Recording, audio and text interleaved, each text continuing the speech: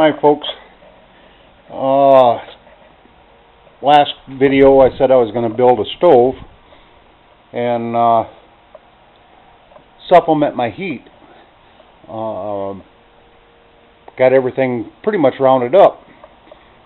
This tank here, I'll lay it down so you can see it later. I just want to show you the thickness of it. This was a 300-gallon LP tank. We bought this for the wood boiler that we built for my son, and this is what's left over. It's about 40, I think it's 42 inches long or 40 inches long is what we got left. And this stuff is thick, it's heavy. It's probably, I don't know, the thickness on this is probably 3/8. And then we bought this for $250. No, we didn't. We only paid $25 for this. We got it for junk price. The reason they got rid of it is because it's an older tank, and after they get so old, they have to dispose of them. They can't use them anymore. Well, the problem with these for scrapping them, they can't scrap them. It's because they get contaminated with LP. The insides get LP impregnated in it. And when they do to scrap it, I don't know, it's something to do with contaminants in the steel, and they can't use this stuff. So they have a hard time getting rid of it. But if you go to your local LP dealer that handles tanks and stuff, and you ask them if you're wanting to build one of these or build a wood stove that'll last for years and years and years with this thickness of steel rather than a 55-gallon barrel, go to your LP dealer and you can pick one of these up. Like I say, I think we give $20 or $25. It was real cheap. Normally, like I say, they're $250 if you buy a good one that you can use, and that'd be kind of foolish to do that when you can buy one that's been put out of service or whatever. You can pick them up for $20, $25. And like I say, this is what's left after building my son's outside wood boiler, which I'll show you a picture of that. I've had it on another video, but I'll take and show you that picture of that. This is the barrel I'm going to use. This here is a chunk of well casing, 6-inch well casing. We picked that up at the junkyard. When people, I don't know how they end up with it, but people get rid of this kind of stuff and they sell it to the scrapyard. Well, and rather than scrapping it, they'll put it in a pile and they'll sell it by the foot. Well, we got a 6-foot chunk. No, it was a 5-foot chunk, and I think we give $10 for the whole thing. It's so much a foot, if I remember right. That's just been a couple years ago we got that, and that's what we got left over from his. And that's going to be the chimney on it. And the only thing that I really had to buy that was expensive was, I bought a, don't mind the mess in here, my son's got projects going on 3-wheelers and motorcycles, and it's his thing. But anyway, I bought this piece of plate steel, and it's 3/8 thick. It's, oh God, I can't think how to tell you. This thing is heavy. That cost me $200. It was cut to the size that I wanted. That's what cost me so much. It cost me almost as much to cut it as what it did for the plate steel, and I didn't need a 4x8 sheet. I don't know what I'd do with it. I mean, it wouldn't have been bad, but then I still would have had to cut it myself. So anyway, they cut it to the size. It's 43 by 32. 43 inches high, 42 inches wide. Alright.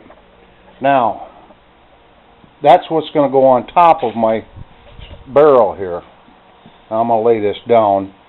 Bear with me.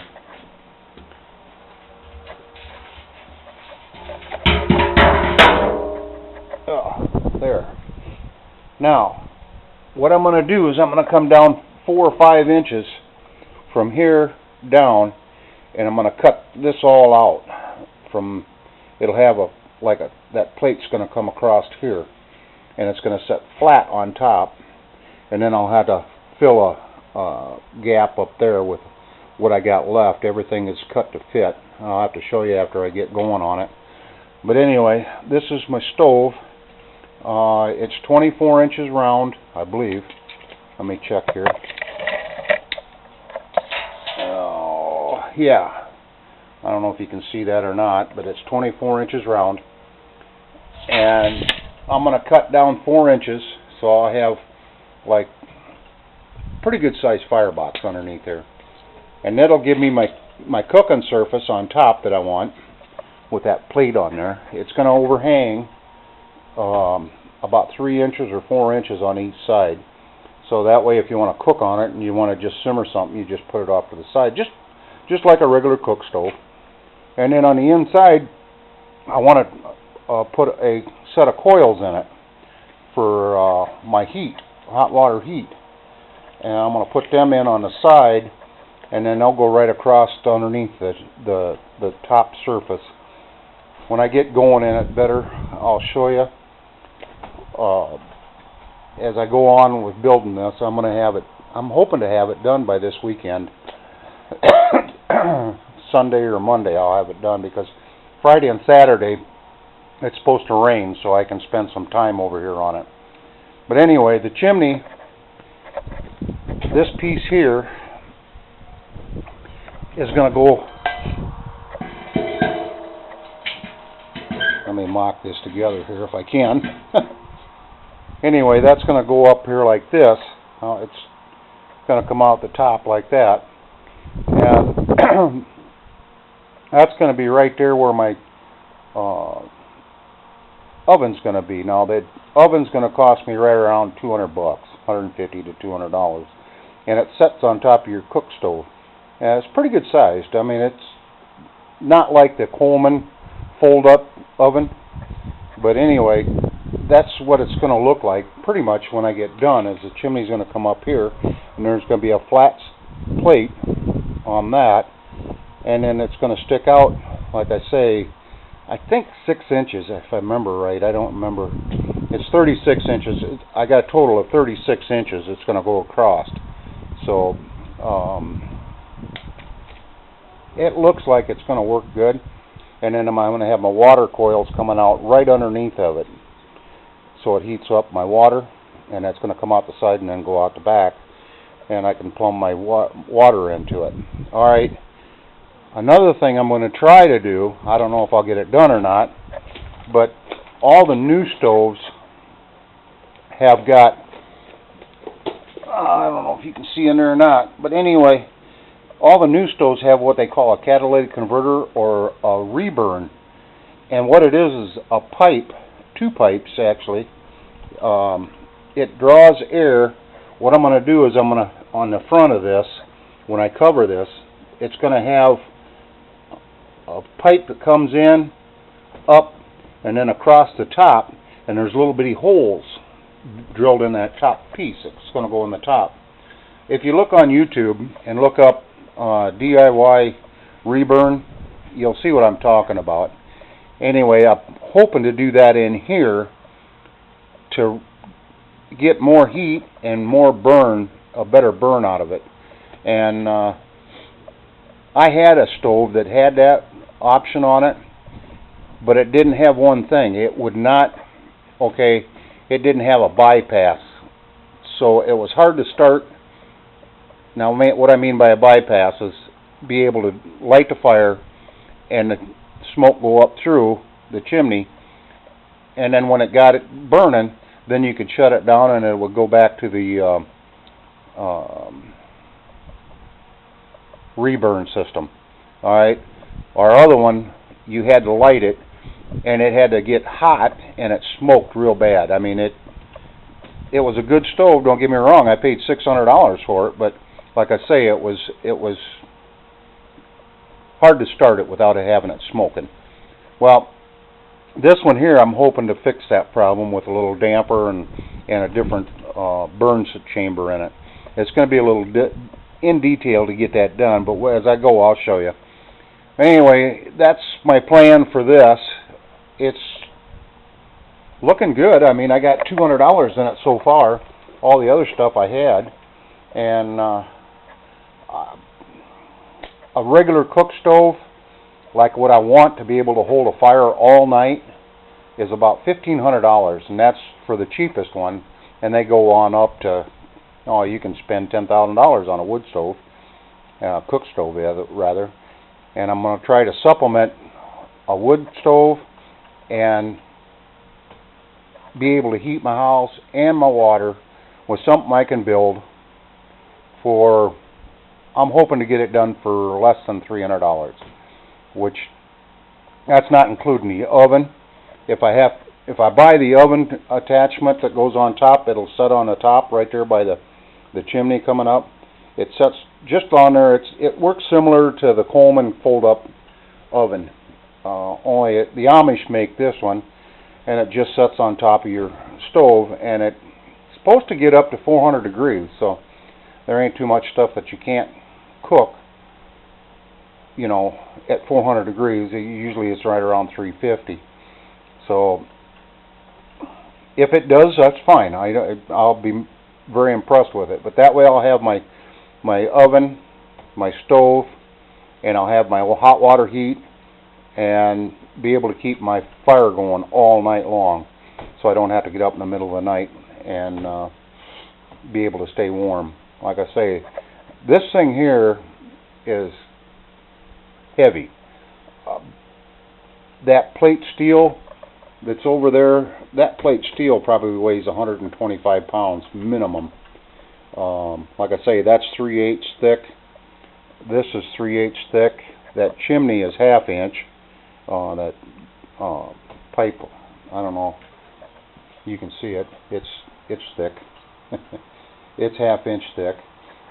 This stove will last a lifetime, I believe. When I get done with it, I won't have to worry about it burning out or anything. And then the stove lid, I'm going to use, alright, now we use well, up until this year, we haven't got our other furnace in.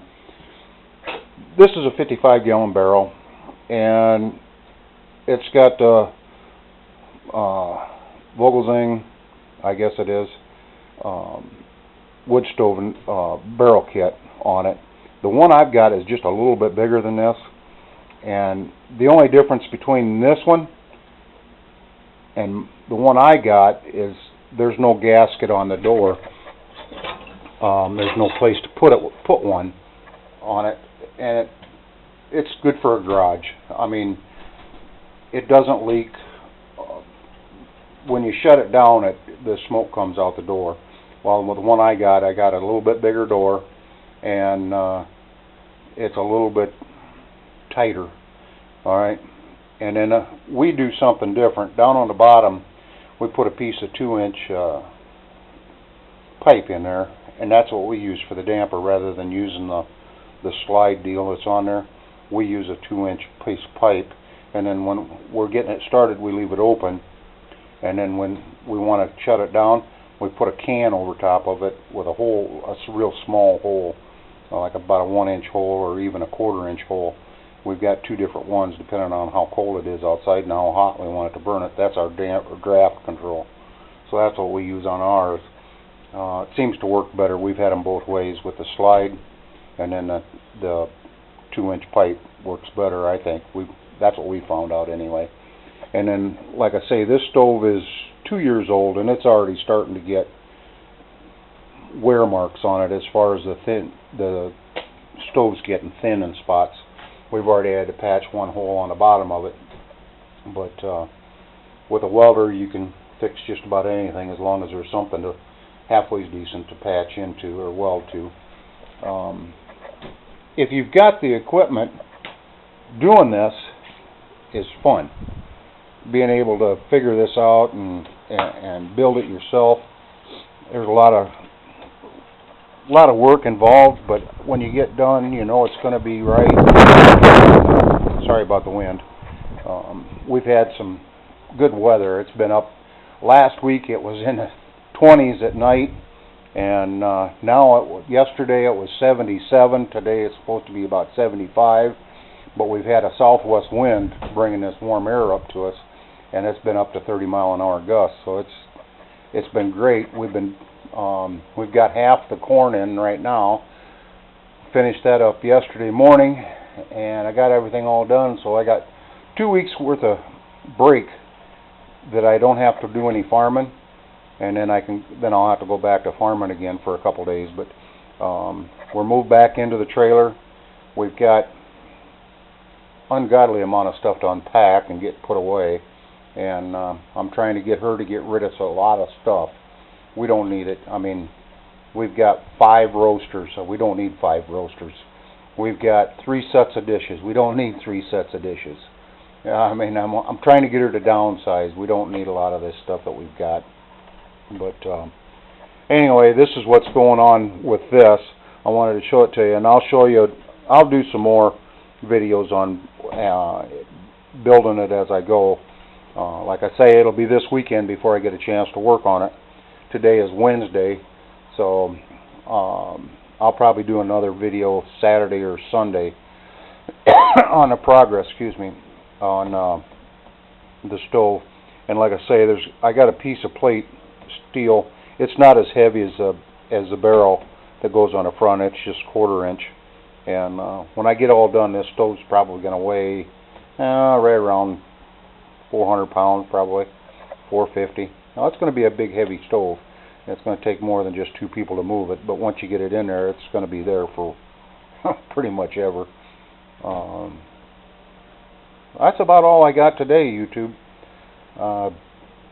Just getting by with what I got, and I'm thankful I've got the knowledge to be able to use the welder, fabricating.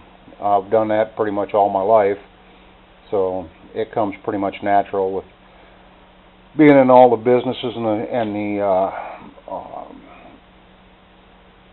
jobs that I've had. I've jumped around quite a bit on jobs. I was a drywaller, carpenter, a mechanic. I'm a certified, back then it was NIASE, National Institute of Automotive Service Excellence. Now it's ASE, Automotive Service Excellence or something. They've shortened it up. But anyway, I've got a certificate. Then I was auto mechanic for 5 years, and then I went into trucking, and I trucked pretty much all my life.